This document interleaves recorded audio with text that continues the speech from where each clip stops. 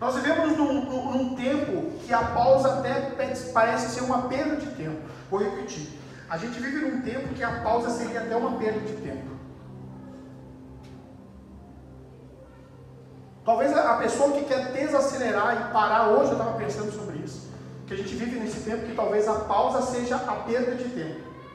Talvez a pessoa que quer desacelerar e conseguir contar mais o seu tempo seria a pessoa que está muito atrasada. Mas não. Hoje para mim, assim, Pátio disse para mim, a pessoa que consegue desacelerar para controlar mais o seu tempo é uma pessoa que tem talento. Tem dom. Mas se a gente fazer uma leitura rápida, parece que a gente vive num tempo que a pausa seria até uma perda de tempo. Ou seja, eu não sei como é que você pode parar tanto. E às vezes a gente não tem tempo nem de parar para refletir, para pensar. Estamos acelerados porque estamos sendo empurrados, como eu disse, controlados pelos ponteiros do relógio. Não temos a dificuldade com o espaço, mas com o tempo, que não conseguimos organizar dentro das 24 horas. Nosso coração está sempre se inclinando às necessidades da vida, isso é fato. Está sempre se inclinando. Nós estamos aqui já pensando na segunda que nem existe. Mais alguém está comigo aqui? A gente já está na segunda-feira, tem irmão que já está na terça-feira, depois do meio-dia.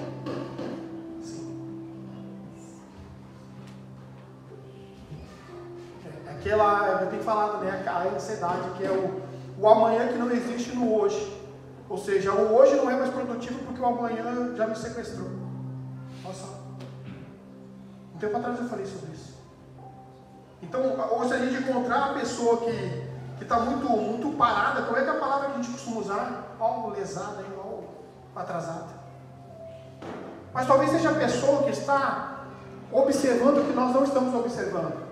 Ou seja, valorizando o que nós não valorizamos, cada segundo e cada minuto da sua própria vida. Como diz o salmista, me ajuda a contar os dias. E hoje eu quero falar um pouco com você sobre isso, quero falar um pouco sobre essa questão do tempo, a questão de uma vida controlada. Talvez vamos dar seguimento, talvez a gente pode usar o mesmo título, talvez seja isso, talvez seja esta atuação do reino dentro da pessoa que sabe administrar bem o seu tempo. Como o reino de Deus, movimento dentro de você. Abra comigo em Lucas, capítulo 12, versículo 22, Lucas 12, 22. Abre ali que eu vou construir algo com você aqui, amém, queridos? O capítulo 12 faz parte de uma grande sessão de ensinamentos ali, né? Fala sobre essa viagem a Jerusalém, ali a partir do versículo 9. E contém muitas instruções sobre o discipulado, sobre o reino de Deus, né? Sobre a postura do cristão, que deve ter diante das riquezas e das preocupações do mundo. Mas, Lucas capítulo 12, versículo 22.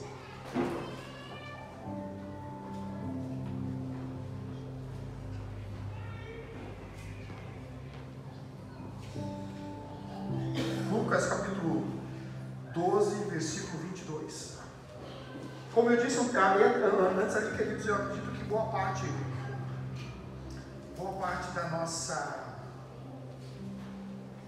nossas preocupações, ou seja, o nosso coração está sempre inclinado às necessidades da vida, ou seja, as preocupações da vida que estão realmente nos tirando, queridos, também de momentos tão preciosos que a gente podia ter com Deus.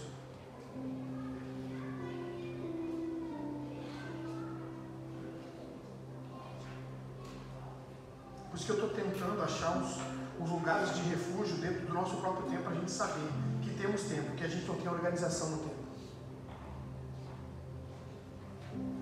Temos tempo. E eu sempre estou instigando e batendo, queridos, também daquilo que está te roubando conscientemente. Eu tenho falado que te rouba consciente, você faz consciente. Eu não estou julgando, mas eu sei que existe um esforço de que você não quer ser roubado toda hora. Eu sei. Os olhos de vocês entregam. Passei horas perdendo meu tempo, olhando a vida pela janela, sendo que podia estar edificando meu espírito. Talvez a gente diga assim, mas lê a Bíblia, mas parece que nada acontece. Irmãos, quando você bebe água, que ela faz? Ela mata a tua sede. Ela sacia a tua sede.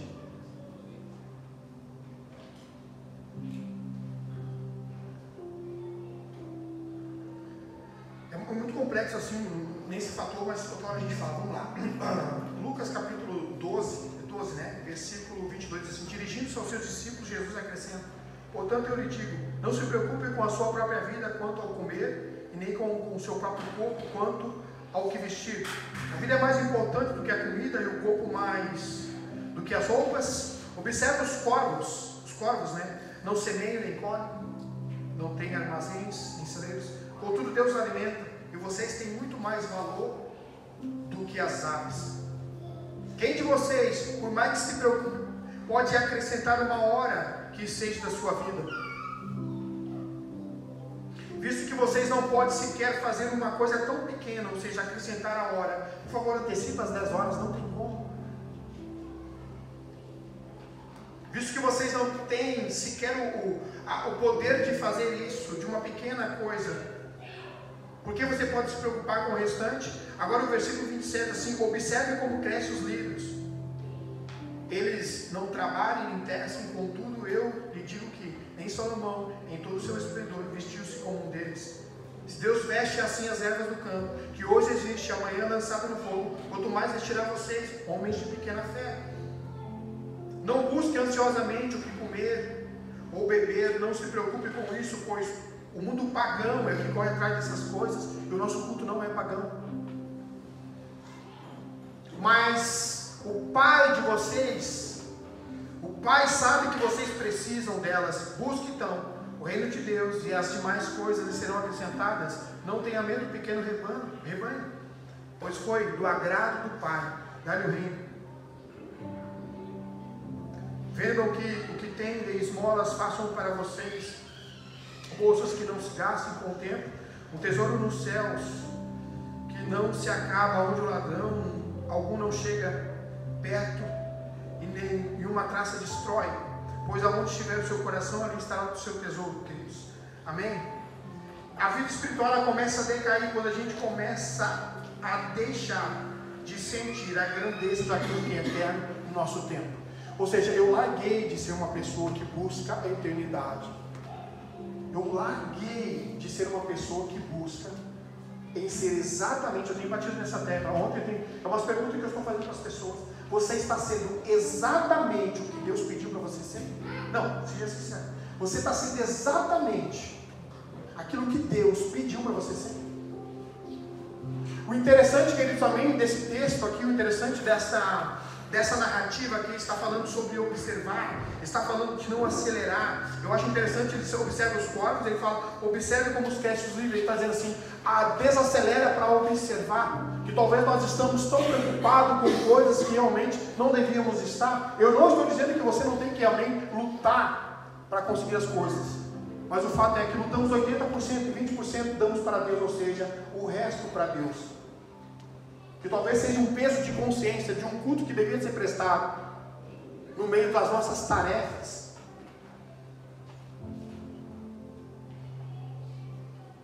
Então a vida espiritual ela começa a decair quando deixamos de sentir a grandeza daquilo que é eterno no nosso tempo.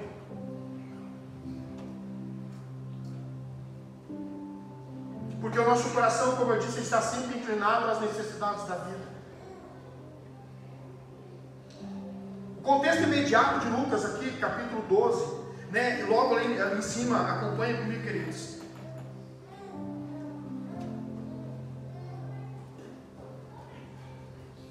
Ele está falando ali, Lucas, capítulo 12, quero ler com você. Versículo 16, Lucas 12, 16. Então lhe contou essa parábola. A terra de certo homem rico produzia muito. Ele pensou consigo mesmo. Aqui está falando do contexto imediato também, daquilo que a gente estava lendo ali, antes de nós chegarmos naquilo ali.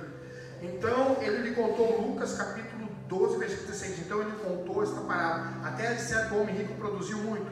Ele pensou consigo mesmo, se eu fazer, o que posso fazer? Ou seja, o que vou fazer? Eu não tenho onde armazenar as minhas colheitas. Então ele disse, já sei o que vou fazer, vou derrubar os meus celeiros, construir outros maiores, e ali eu vou guardar toda a minha safra e todos os meus bens.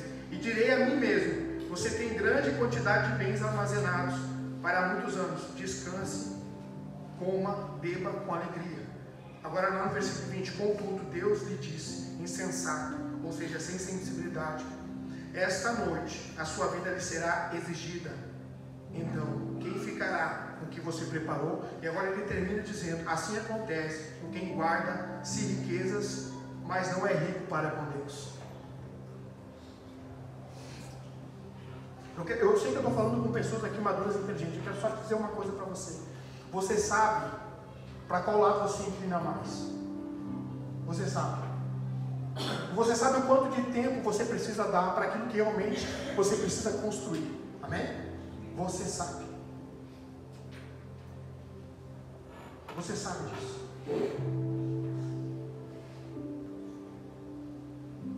Essa parábola é uma crítica sobre a avareza. O homem rico ajunta muitos bens pensando em descansar e viver no confortável, mas ele morre naquela mesma noite. É exatamente nesse contexto, queridos, que se inicia aquilo que eu li para você. Nós falhamos, mas Deus restaura. Nós entregamos, mas Deus vai restaurar. É pela graça divina, mesmo diante das falhas humanas, a restauração de Deus permanece possível. O fato, queridos, amém, é que nós devemos confiar. Confiar. Aqueles que confiam desenvolvem um senso mais refinado do bem, mesmo em alto custo de esperanças frustradas. Ou seja, eu gosto muito de usar essa questão de nós desacelerar, porque o texto aqui me diz algo muito interessante. Ele diz assim: observe. Observa os povos, observa como crescem os lírios. E agora ele entra, queridos, amém, em umas narrativas muito interessantes. Ele está dizendo: vocês não podem se movimentar igual dos pagãos, ou seja, igual aquele que só pensa nas coisas terrenas. Existe um reino que está preparado para aquele que entendeu e conheceu a verdade. Por isso, queridos, em partes, quando nós olhamos e escutamos a palavra, não é poética, diz assim: busque o reino de Deus. Me diz uma coisa: qual foi o culto que você buscou o reino? Não, vamos ser sinceros.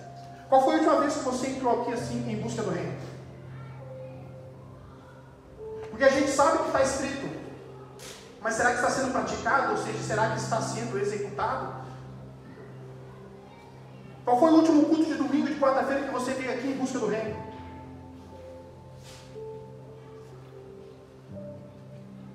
Qual foi a última vez que você veio aqui, amém, que a tua necessidade não falou primeiro, mas o teu amor por ele, amém, gritou no seu coração?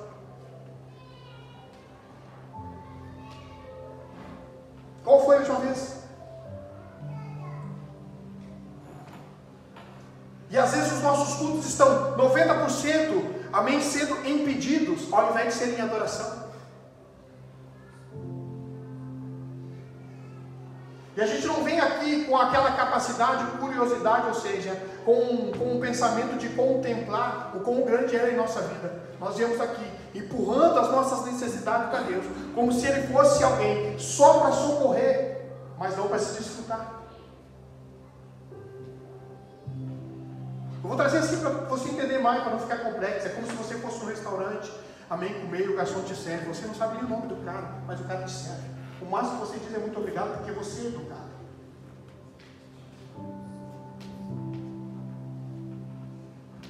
Mas você não tem nenhum tipo de ligação com aquele homem ou com aquela mulher, em partes. É como se você fosse um lugar, você é servido. E o garçom te dá aquilo que você pede. E você sai, embarca no seu carro, ou seja, você sai, você não sabe nem o nome dele. Você não tem nenhum tipo de vínculo com ele. É como se Deus tivesse esse trabalho com os nossos encontros. Não serviu o que queremos.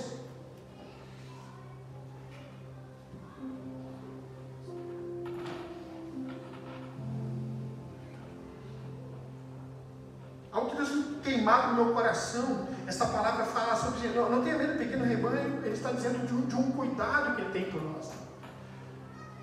Mas de um cuidado que diversas vezes a gente não demonstra. Porque não confiamos. Ou seja, porque não desenvolvemos um senso refinado de confiança, mesmo em meio às esperanças frustradas.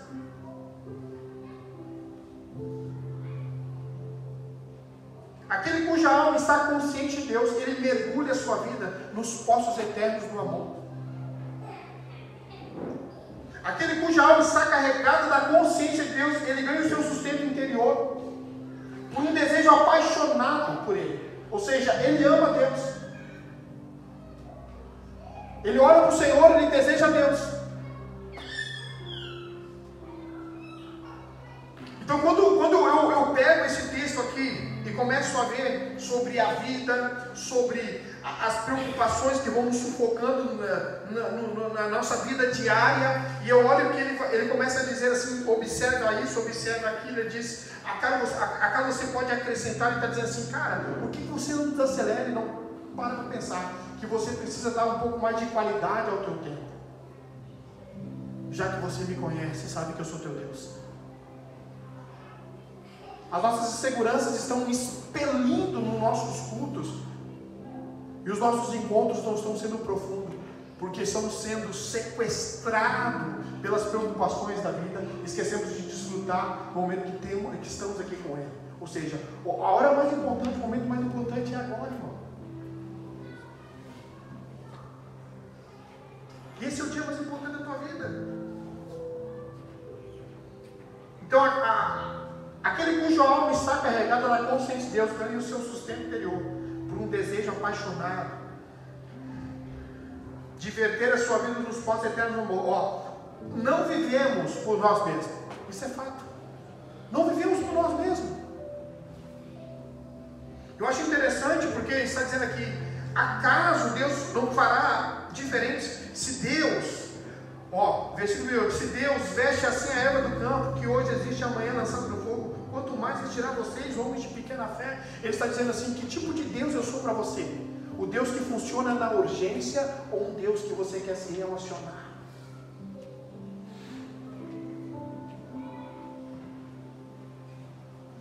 Porque talvez o que nos venderam foi uma imagem, amém? Ou seja, o Deus é um produto, cujo na parte dele está.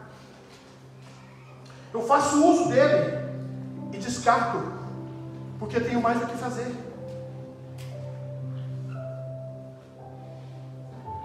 E algo que Deus tem colocado no meu coração é: o que está acontecendo? É a obsessão por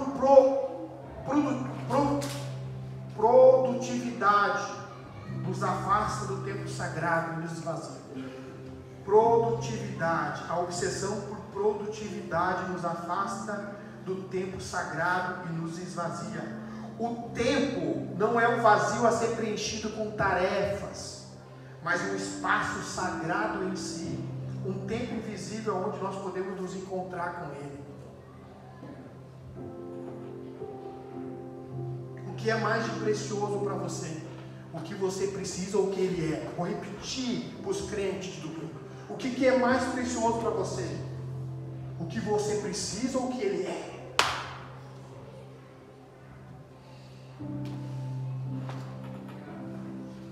Qual é o maior desejo do teu coração? Necessidade suprida ou um abraço do Eterno?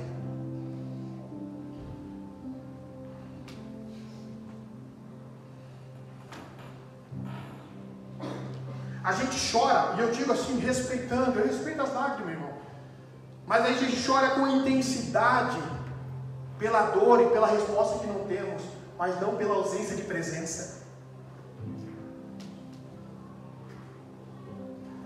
Nosso choro, nosso jejum, nossas entregas, nossos ritos religiosos, muitas vezes, é por uma resposta que precisamos de uma necessidade que bateu, mas não porque ficamos tempos sem ouvir a sua voz, ou não sentimos como sentimos antes a presença dele. E esse é o culto de domingo, que você entra e sai da mesma forma, sem encontro.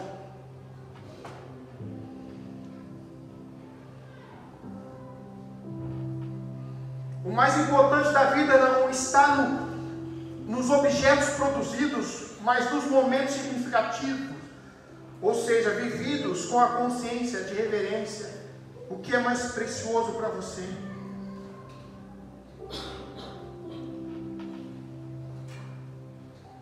Irmãos, eu sempre vou me envolver, ou seja, eu sempre vou me inclinar, eu sempre vou mostrar para a minha fé o que é o meu desejo.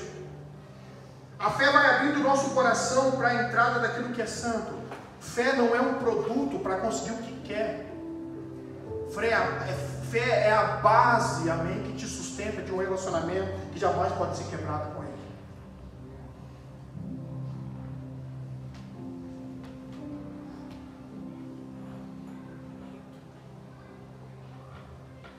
Existe uma graça divina que vem sobre nós quando nós entendemos, ou seja, vamos desacelerar e entender que esse tempo que temos não pode ser desperdiçado somente com súplicas. Porque quando eu leio aqui sobre as preocupações de Deus, amém, por meio da sua graça, por meio dessa narrativa, dando as instruções, Ele está dizendo uma realidade que nós vemos hoje.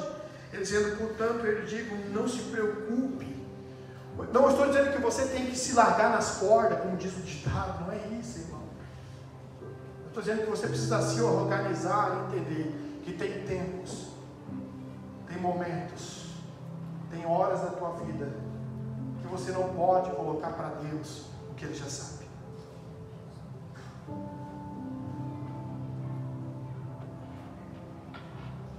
E às vezes a gente esquece de desfrutar de uma presença, ou seja, daquilo que Ele reservou de medida de graça, porque saímos daqui com uma pulga atrás da orelha, dizendo, Deus não falou nada hoje. Eu queria que Deus falasse isso, eu queria que Deus falasse aquilo. E a presença, ou seja, a graça, a medida da graça, ou seja, aquilo que Ele estava para fazer no seu coração, o refrigério que era para acontecer, não aconteceu.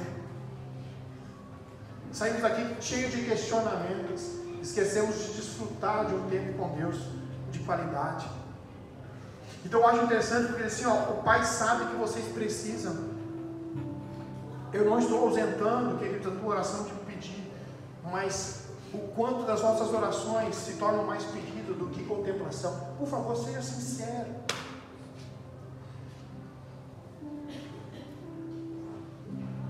O quanto os nossos cultos estão sempre sendo movimentados, amém, em forma de Ele nos dar o que queremos, mas não do que Ele quer de nós. Por isso que eu estou dizendo, às vezes Ele não sabe a nossa posição, não sabemos o que Deus quer de nós, porque nós não estamos preocupados com o que Ele quer de nós. Nós queremos saber se Ele vai responder o que pedimos.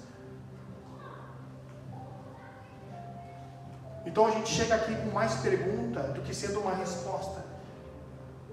Chegamos aqui não dizendo o que o Senhor quer de mim nesse domingo, Jesus. Quero dar uma continuidade daquilo que eu falei no domingo passado. A segunda está esperando as boas novas, mas você não está preocupado em levar as boas novas para a segunda. Você quer seu problema resolvido hoje. É o que a gente quer. Estava falando agora com o Léo ali, eu disse, trouxe um casal abençoado, ele disse, as ministrações ácidas. Mas eu quero juntar e fazer a ligação daquilo que eu estou falando isso nessa noite. Quem de vocês, por mais que se preocupe, pode acrescentar uma hora que seja da sua vida?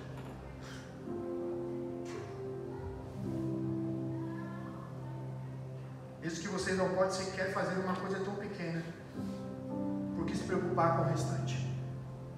Eu vejo uma narrativa, como eu disse, um senso de desacelera para observar, para ter mais tempo de qualidade comigo. Ou você acha que Ele não conhece as urgências? Eu tenho sempre falado sobre isso. Irmão, Ele já conhece a urgência do teu coração. Mas por que sempre teu encontro tem que ser? Senhor, resolve isso para mim. Por que teu encontro não tem que ser? Senhor, o que mais eu preciso renunciar para ficar mais parecido com o teu filho? Qual foi a última vez que a gente orou dizendo, Deus, eu quero ficar parecido com Jesus? Qual foi a última vez? A gente não ora assim, irmão.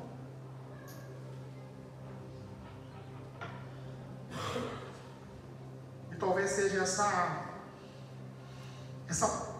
essa falha que tem, talvez, como é que é a palavra que se diz, essa liturgia religiosa que nos nos mostra culto como um produto para adquirir o que precisamos, mas não um lugar para se comunicar com Ele, ou seja, para se relacionar com Ele, ter comunhão com os irmãos.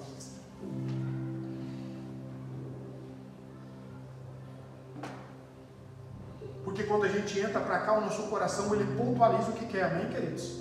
Nosso coração vai sempre se inclinar. Uma pergunta sincera, irmão. Quem vem para cá só por vir? Essa é a questão.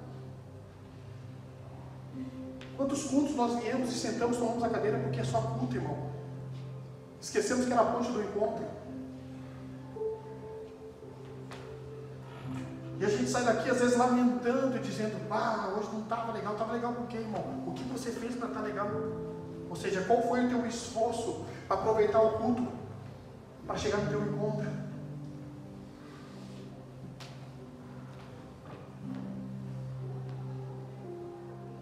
Deus tem falado isso muito forte ao meu coração.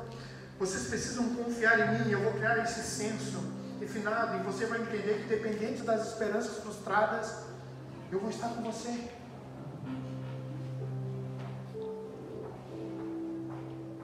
Em tudo, irmão.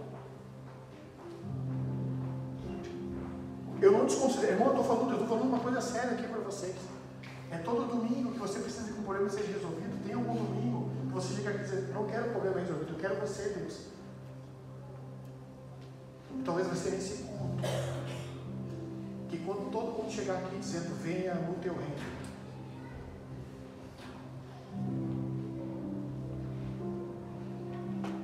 as coisas serão diferentes. Talvez a falta da resposta, ou seja, está nesse mau culto prestado, que não está gerando encontro. Porque o que nos aproxima de Deus, querido, também não são as respostas que nós temos, são as perguntas que a gente vai fazendo para Ele, para querer conhecê-lo mais. E qual é a nossa inclinação para conhecer mais daquilo que ainda não conhecemos da parte dele? Qual é o desejo, onde nosso coração se inclina para querer conhecer o que é desconhecido a nós, ou seja, aquilo que não vivemos com ele, coisas que ainda não chegou no nosso coração, sequer a mente humana teve a capacidade de criar. Ou seja, há uma fome, há um desejo por aquilo que é desconhecido da parte de Deus, que está preparado, amém, através de um culto que é ponte para o nosso encontro. Por que as preocupações da vida estão falando mais alto que a nossa adoração e contemplação a Ele? Porque estamos inseguros da fé que nós estamos prestando. Porque a fé não tem a ver com um santuário, queridos. Não tem a ver. Só é a nossa insegurança na fé, a qual temos nele, que muitas vezes faz que a preocupação da vida venha sufocar no momento que nós devemos nos encontrar com Ele para contemplar quem Ele é, ou seja, onde vai se estabelecer essa palavra: primeiro o reino, e as demais Ele acrescenta. Enquanto o reino não for, amém, no centro, a vontade de você que é cristão, não tem como Deus, amém, fazer tudo por completo em sua vida. Porque aonde está o seu coração, ali está o seu tesouro. Ele está dizendo: eu sei que está sentado no teu coração. Em paz, com respeito, eu digo isso, irmão, e é verdade. Talvez Deus não dá, porque talvez você nem volta mais. Agora vem aquela coisa. Aí você diz: e se Deus resolve, irmão, nem pé da igreja você volta mais. Porque Deus resolveu o teu problema. Te ensinaram. Deus é um Deus que vai resolver o problema. Não é um Deus de se relacionar. Tem gente que Deus não está, amém, fazendo. E eu digo isso, porque senão não volta mais, irmão. Não volta mais. Esse é o Deus, ele vai parar. Porque eu sou um produto a ser consumido, não alguém a ser se relacionar. Mas o nosso Deus não é um produto que você vai consumindo. Ele é um Deus de relacionamento, de intimidade, que te criou, te formou para estar com Ele, independente também das esperanças frustradas. Você continua permanente nele, confiante nele, contemplando e aproveitando todo o tempo que você tem, não roubado, queridos, amém, por aquilo que está acontecendo, mas concentrando, dizendo: cara, eu estou aqui, eu tenho tempo com Deus, cara, eu vou fazer que esse encontro seja o meu melhor encontro com Ele.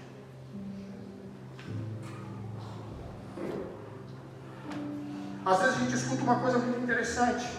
A gente escuta assim, ó, das pessoas. Isso é relativo. O culto foi bom. Nossa, que culto. Aí o outro diz assim, cara, esse culto para mim, cara, nem sei. Para mim estava normal. Claro. Porque um se encontrou, o outro observou. Mas o culto é culto para o encontro. Ou seja, nem todo mundo aproveita o culto para se encontrar. Amém? Amém? Amém, irmão? Nem todo mundo aproveita o culto para se encontrar. O culto é mais um dia na agenda de alguém que tem práticas religiosas. Então nem todo culto é encontro.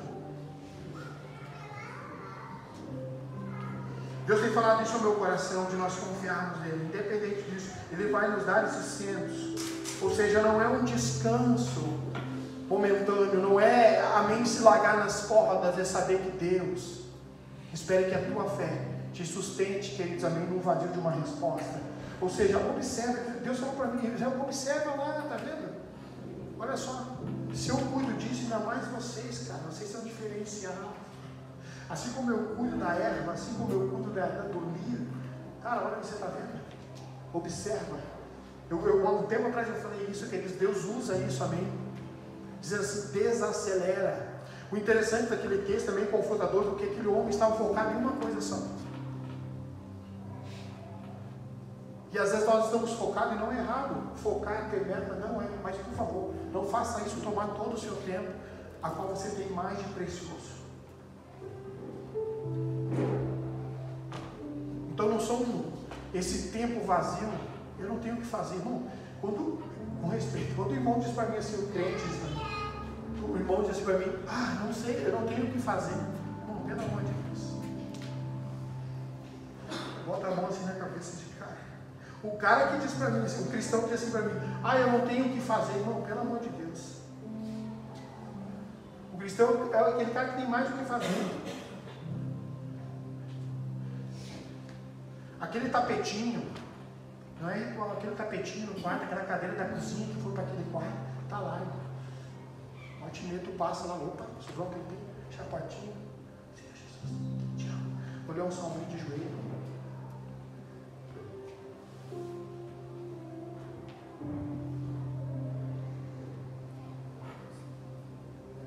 Você está entendendo? Sobrou um tempo, joelhinho no chão. E a gente, eu estava falando, agora estava estudando sobre essa questão.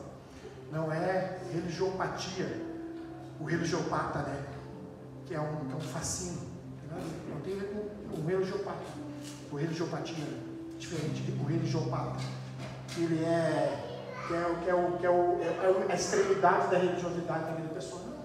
É consciência de um tempo livre, não sendo desperdiçado naquilo que a vida está dando. Simples. Tenho tempo? Então eu vou gastar da melhor forma com ele. Não tem a ver com religiopatia ou religiopata. Tem a ver com mostrar para ele mesmo, ou pontualizar, para a tua própria consciência, para você mesmo, que o reino é mais importante e que as coisas virão conforme a sua inclinação ao reino. Mano, muita coisa, queridos, presta atenção, muita coisa está para acontecer em nosso meio. E vai acontecer através dos nossos intensos encontros com Ele, através de um culto. Muitas coisas. Muitas coisas está para acontecer quando o nosso coração estiver alinhado com a vontade dEle. Não inclinado para a necessidade, mas com a vontade de conhecer aquilo que não conhecemos da parte de Deus. Muita coisa. Muita coisa está para acontecer. Quando usarmos, amém, queridos, de uma forma correta o que Ele nos deu para conhecer mais dEle, para desejar mais de Deus.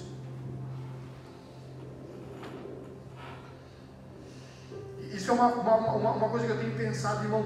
Depois que você colocou nas mãos de Deus, por favor, não tira mais, irmão. Eu vou repetir uma coisa para você, eu vou falar uma coisa para você. Você pode esquecer, Deus não esquece. Então não fala para Deus como se Deus tivesse esquecido. Você tem essa capacidade de esquecer. Deus não tem isso. Deus não tem o dom de esquecer. Nós temos. Então não fala para Deus como se ele tivesse esquecido. Aonde ele está hoje?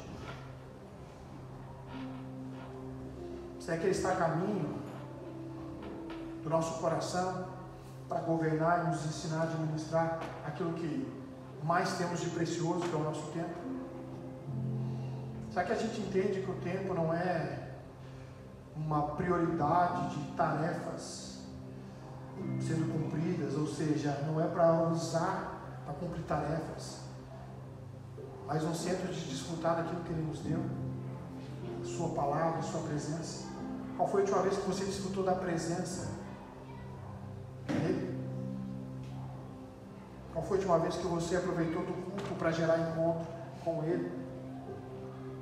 Qual foi a última vez que a preocupação da vida não falou mais do que o teu amor por Ele? Qual foi, queridos?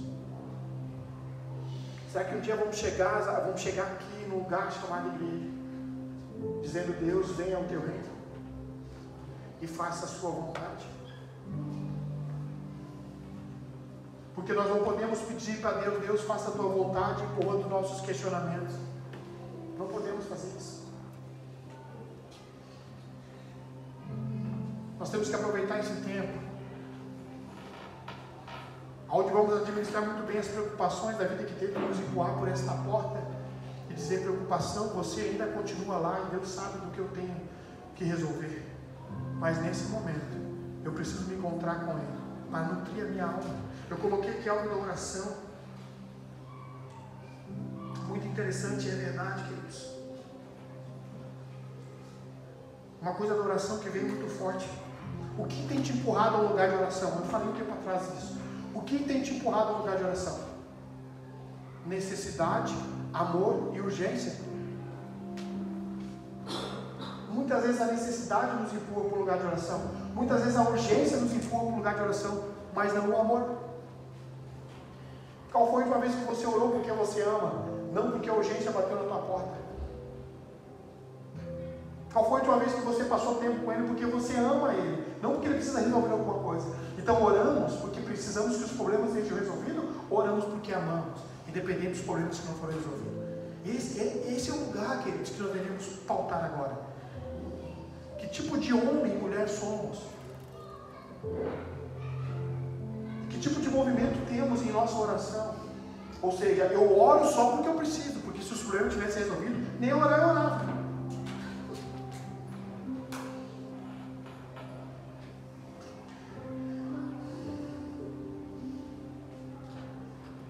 A oração não pode trazer água para os campos ressecados, ou consertar uma porta quebrada, ou reconstruir uma cidade arruinada. Mas a oração pode irrigar uma alma árida, pode consertar um coração partido e reconstruir uma vontade enfraquecida. Vou repetir. A oração pode regar uma alma árida, consertar um coração partido e reconstruir uma vontade enfraquecida.